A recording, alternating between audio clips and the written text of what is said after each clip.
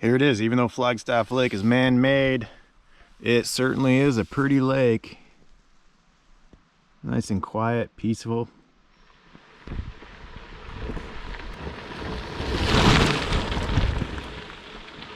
Happy fall, everybody. I am up in Caribas Valley, Maine. It's October 1st. Today, Chris and I are doing a 55-mile loop under our own power, hiking and biking peak of fall foliage around Flagstaff Lake, including Bigelow Mountain. Can't wait.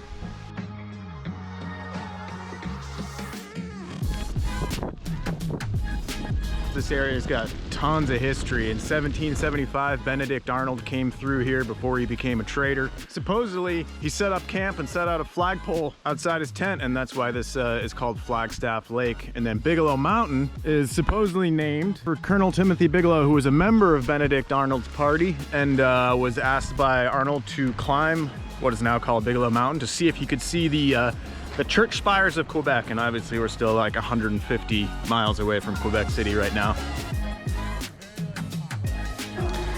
All right, just a quick little pit stop here, a nice little view and some foliage.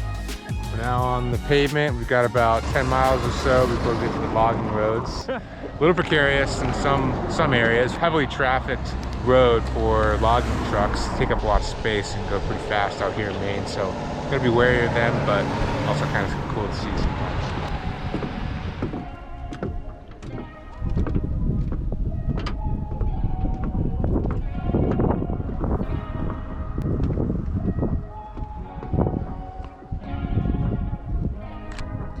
Dock here in Eustis. We're getting useless in Eustis. But I've never seen the lake this low. There's all these sandbars.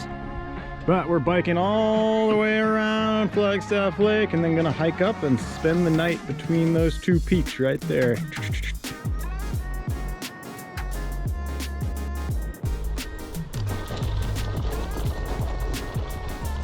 Do the gravel. Cool.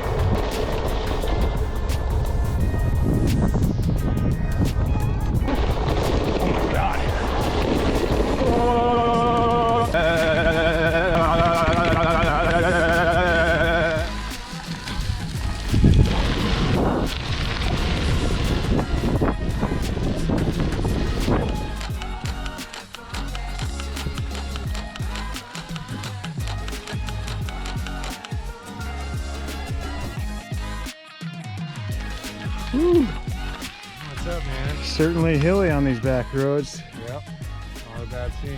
Right, West Peak right there. We're gonna be up there in just a few hours to catch the sunset.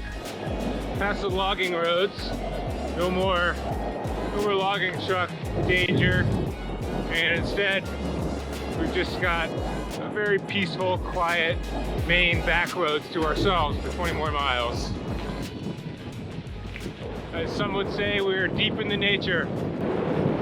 Can't find many places to feel more alive than out here in the Maine woods, though. Just something about it.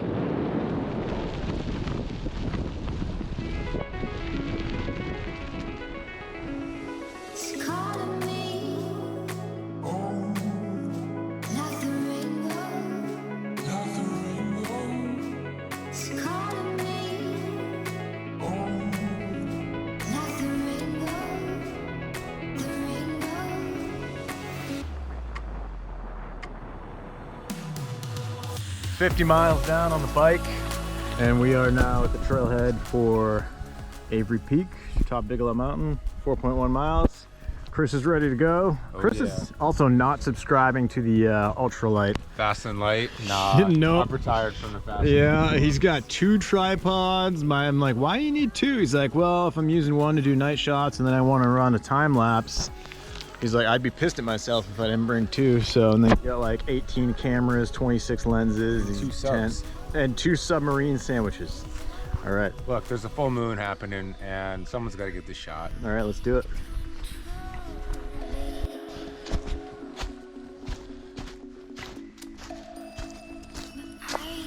We always try to plan not to do this, and yet it always happens. We end up starting late on the trailhead, and it's a mad dash to sunset. We were gonna try to make quick work of our 4-mile ascent in hopes that we don't blow it and miss sunset, which would suck because it might be a nice one. Ooh, Chris and I are cooked.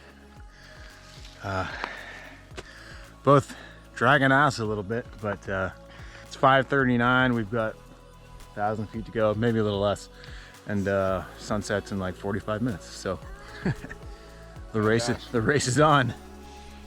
Wouldn't have it any other way. What do you do when you see these viewpoints?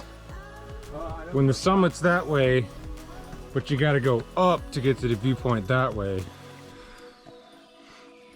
Always a tough call. I'm not going. Nope. Flagstaff Lake right down there. Breaking tree line finally. Wow. Well, we made it up here with 5 minutes to spare. Just caught the sunset. It dipped below the horizon. It was stunningly beautiful.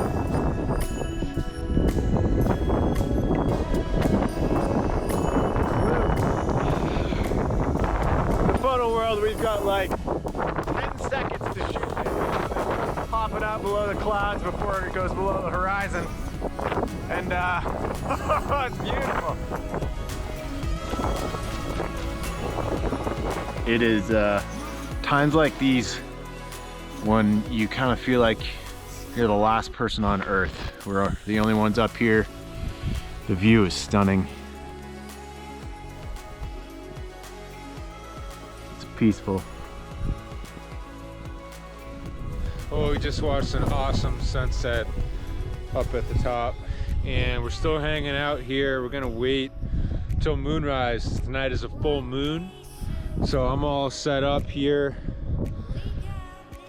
Got the long lens with the extender here, which makes the focal length about 800 millimeters, which is pretty long.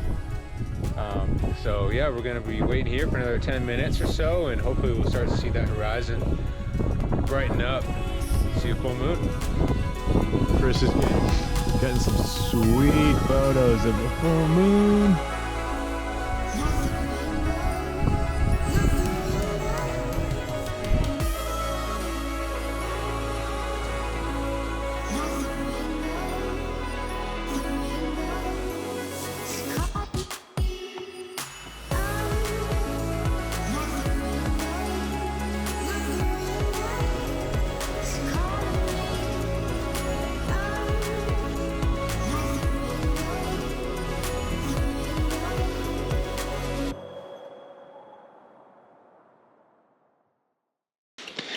We're super pumped for this adventure.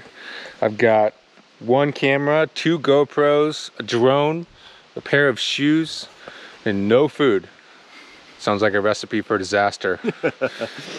Oh yeah, and we're climbing a 4,000 foot mountain at the end of it. So yeah, you should be good to go.